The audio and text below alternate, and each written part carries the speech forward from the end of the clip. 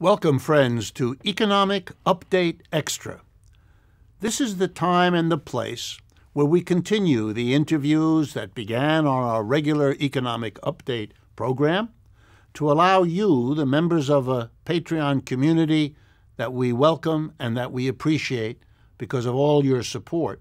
But this is our chance also to give you something special in the way of further insight into the topics we cover in the interviews. So in this case, I'm interviewing Victor Wallis about his new book about eco-socialism, and we were just beginning to talk about who could be the constituents. Where can the movement come from that can finally address both the ecological and the class issues that are woven together? So could you continue? I want to draw you out. Where do you think the support will come? Where is the interest? I believe you were saying that around Bernie Sanders, there was some. How do you imagine that developing into something that could really challenge? And let me provoke you. You know, it was not so long ago that we were all watching every day pictures of the mass of the French people confronting a government there in a rather unique way, not through the political parties, but in a mass statement: we will not tolerate what you have been doing anymore. It has to change. And despite all the usual stratagems, the French government of Mr. Macron could not handle this situation week after week. So I'm wondering whether anything like that might emerge as a kind of popular expression of wanting something to change here. Well, that's a very interesting question. But I think France does have a very particular history in that respect. I mean, they've had that kind of reaction before. Not only in 1968, which they referred to. I think in 1995 there was also massive demonstrations against austerity programs. So the French population does have that kind of rebelliousness, and they have the revolutionary tradition. It is an accepted part of their culture. Obviously, the society is divided on it, but the idea of protesting against the central government is very strong in France. We don't have quite that situation here, and in the U.S. things are made difficult just by the federal character of the country and the fact that you have to organize separately to some extent in all the states as well. But what that means is that indeed we have to adapt to the situation that we have in this country, and of course this means organizing at the state level. It means, well, I think one of the things that I think we're finding is there's a new level of receptivity to system change on the part of young people. So things are happening at a certain level.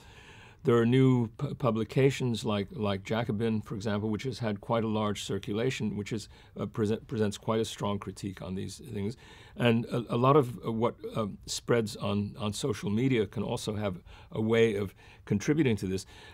But it's hard to see a coherent force emerging. You see episodes, you might say, like the Occupy movement or like the Black Lives Matter movement, or more recently even the protests in Wisconsin against this incredible attempt to negate a democratically arrived at decision, to undo it. This does create a certain outrage. I think what we don't have enough of the kind of activity that you're carrying on here and providing an alternative, or let's say that there's not enough. It still doesn't reach a large enough audience. It has to become bigger and bigger. But within that, there has to be a kind of return also to a lot of face-to-face discussion, organizing, educating on a theoretical basis for the critique. And I mean, that's part of what I try to do in my book, is to, because I confront this situation and say, well, it seems overwhelming, the ecological challenge and the level of change that's necessary. And that's why a lot of people throw up their hands. But I think that when you start to discuss the connections between the environmental crisis and all the different other crises that we're facing, including those which hit people very hard in terms of health, like the asthma situation in cities, which has to be tied to the environment. But this is all a matter of political education. So I realize that this is not a formula yet, but it gives you an idea of range of things that have to be done in order to build a political force.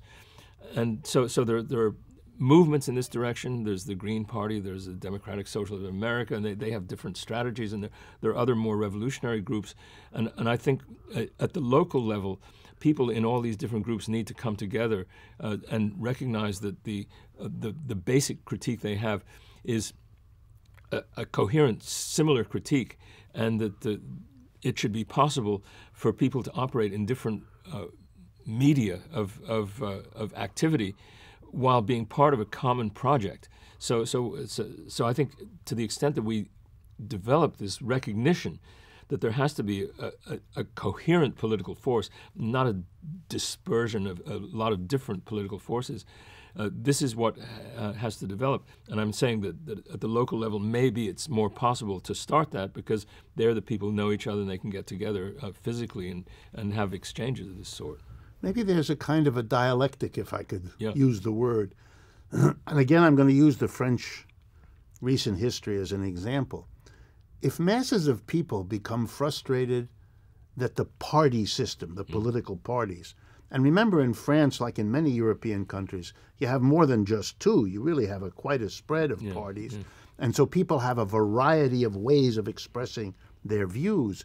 But if people become frustrated with a party, they then in France go into the streets using social media and the yellow jackets that are required to be kept in your car in France. Very creative. I think they will probably discover that this kind of a big movement can shake things up.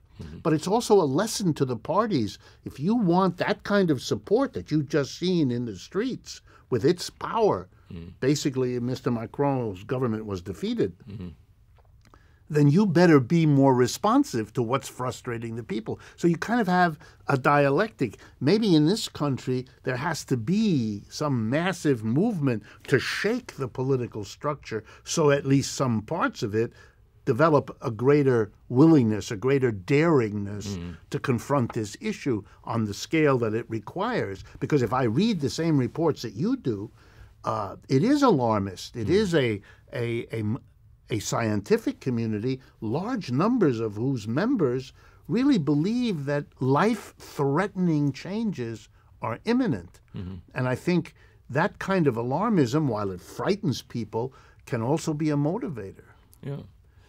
Yeah, I mean, in terms of bringing people out in the streets, you'd think that the kind of the outrages that are perpetrated by the present government with regard to the environment would do it.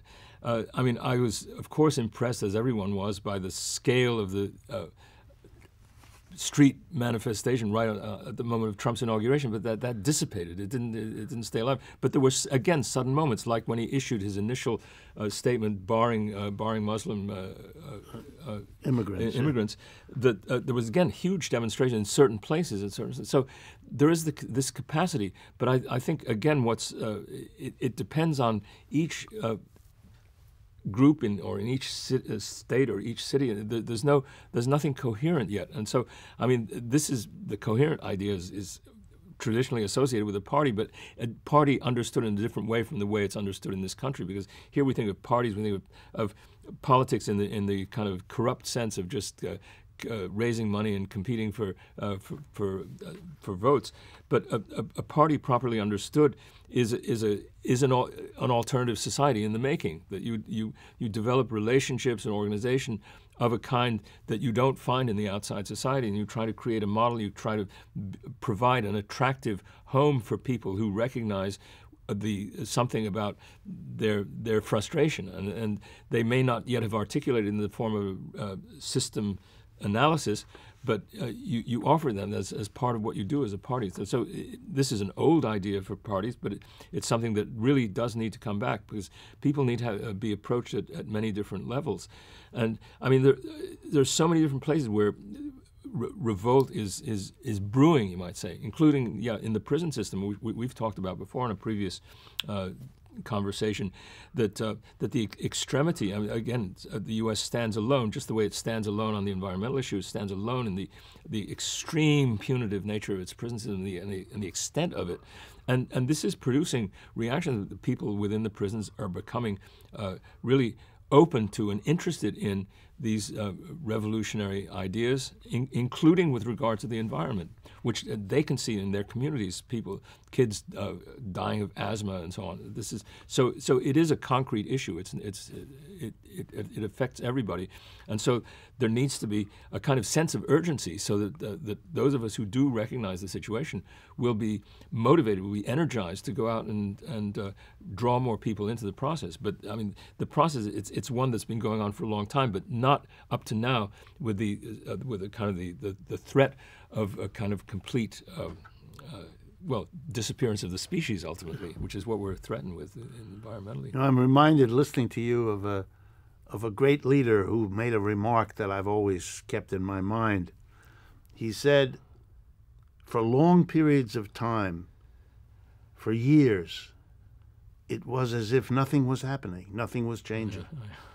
And then, in a very short time, in a few weeks, years happened. Yes. In other words, I recognize the quotation, yes. Suddenly things, and I'd like to sustain the hope, and that's going to be my last question. I'd like to sustain the hope that the frustration of how slow it is and may one day surprise us when some trigger happens and everybody gets it clear in their head who's been thinking it for a long time.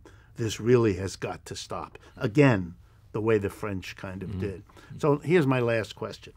You mentioned before we went on the air that you had done a book tour for your new book. Tell us a little bit about what reactions you've gotten. What struck you about people who either had read or were coming to learn about the book you've written? Well, most of the people had not read it, and I have to say that most of the people who came were sympathetic, right? So I can't say that the book tour addressed those Gotcha. who need to be reaching, but I did make some radio appearances, and the radio appearances get picked up, and eventually it filters out a little bit. But what I was trying to do on the book tour was recognizing that most of the people were sympathetic to what I was saying, was to underscore the importance of going out to every possible audience, including outside sort of the so-called choir, to find people who really need to be brought into this discussion. And the book itself seeks to identify points of convergence between our analysis and the expressed concerns of people, whether it's on the issues of public health or the issues of the destruction of the cities, or issues of war, other issues around which people organize. I mean, the issue of war is, why is the peace movement not integrally part of the environmental movement? The two are absolutely go together. The military is the biggest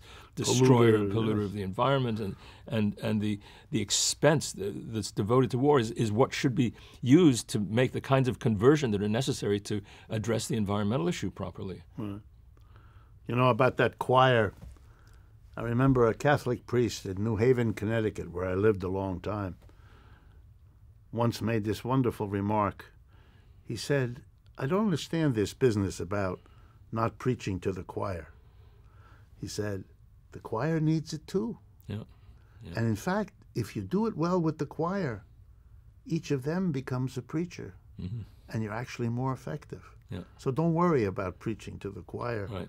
The choir needs it too. Yeah. Thank you very much, Victor. Thank you, Rick. And thank you all on the Patreon community for your support, for your enthusiasm, for your communications, for your questions. We appreciate them as we appreciate you. And I look forward to speaking with you all again next week.